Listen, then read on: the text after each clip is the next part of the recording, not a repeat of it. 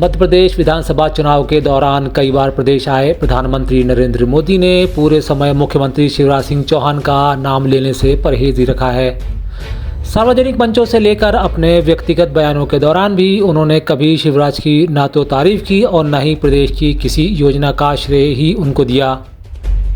चुनाव के दौर से लगाए जा रहे कयासों को एक बार फिर उस समय हवा मिलने लगी जब इस बार सीएम चेहरा शिवराज ना होकर कोई और ही नाम होगा, इसके कयास लगाए जाने लगे।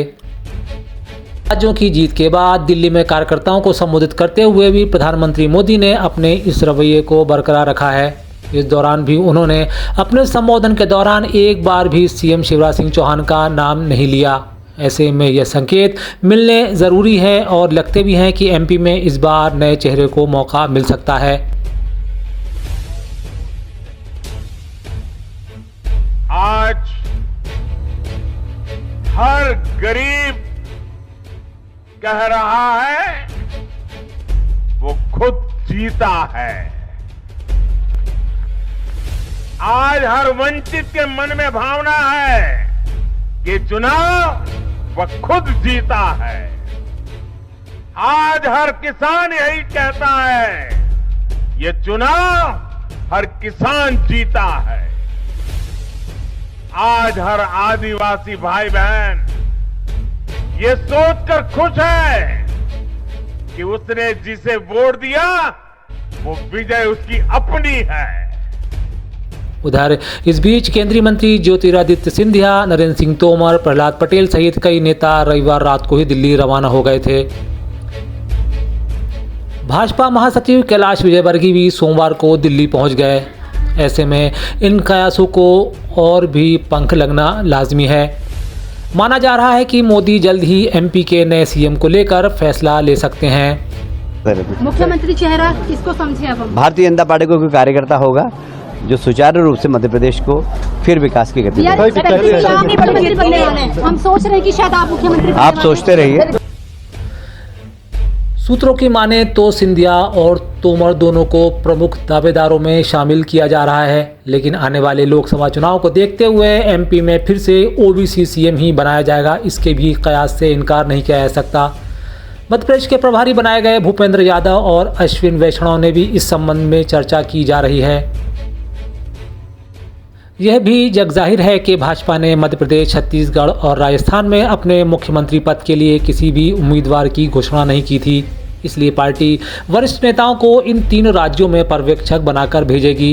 इन पर्यवेक्षकों की मौजूदगी में तीनों राज्य की अलग अलग विधायक दल की बैठक होगी, ऐसा कहा जा रहा है।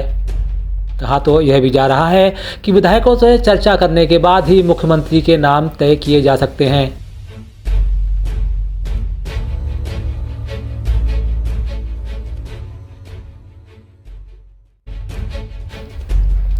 आइए अब बात करते हैं सिलसिलेवार नामों की। सबसे पहला नाम आता है शिवराज सिंह चौहान का।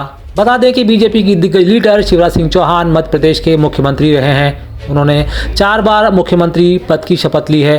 साल 2018 में उनकी अगुवाई में बीजेपी चुनाव मैदान में उतरी थी, लेकिन बीजेपी को मामूली अंतर से हार का सामना करना पड़ा था। हालांकि 15 महीनों बाद ही कांग्रेस में बगावत के चलते एक बार फिर बीजेपी के हाथ में सत्ता आ गई थी।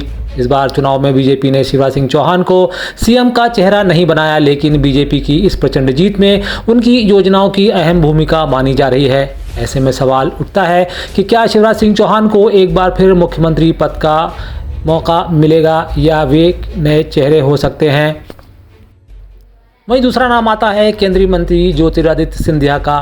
वे भी प्रमुख दावेदारों में एक गिने जा रहे हैं।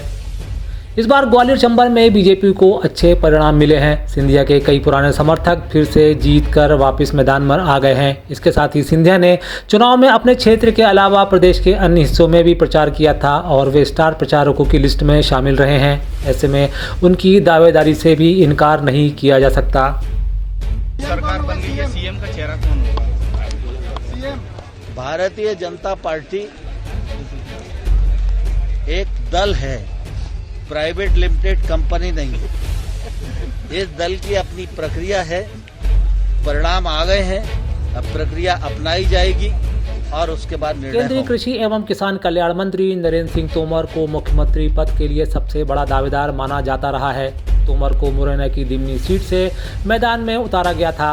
मुन्ना भैया के नाम से इलाके में चर्चित तोमर ग्वालियर सीट से 2 बार विधायक रह चुके हैं।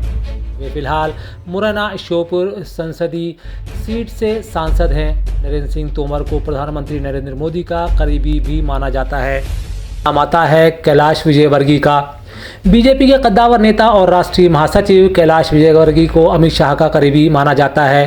पहले उनका नाम सीएम पद को लेकर उछलता रहा है, हालांकि वे सीएम की रेस में होने से इनकार करते रहे हैं। विजयवर्गीय इंदौर 1 सीट से चुनाव जीते हैं। विजयवर्गीय साल 1990 से लगातार 6 बार विधायक चुने गए। हालांकि साल 2018 में विधानसभा चुनाव में उन्होंने लड़ने से इनकार कर दिया था।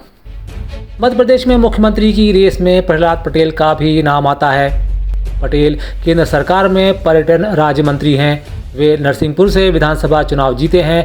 प्रहलाद पटेल इससे पहले विधानसभा का चुनाव नहीं लड़े हैं। वे पहली बार साल 1989 में सिवनी से सांसद बने थे। साल 2003 में वाजपेयी सरकार में कोयला राज्य मंत्री रहे। फिलहाल प्रहलाद पटेल दमोह से सांसद हैं। प्रहलाद पटेल लोधी समुदाय से आते हैं। इस समुदाय में उनकी मजबूत पकड़ मानी जाती है, इसलिए वे भी इस पद के बेहद नज़दीकी माने जा रहे हैं। राष्ट्रीय इंडियन न्यूज़ चैनल की यह रिपोर्ट आपको कैसी लगी, इसके बारे में कमेंट्स ज़रूर करें, हमें अपनी राय दें।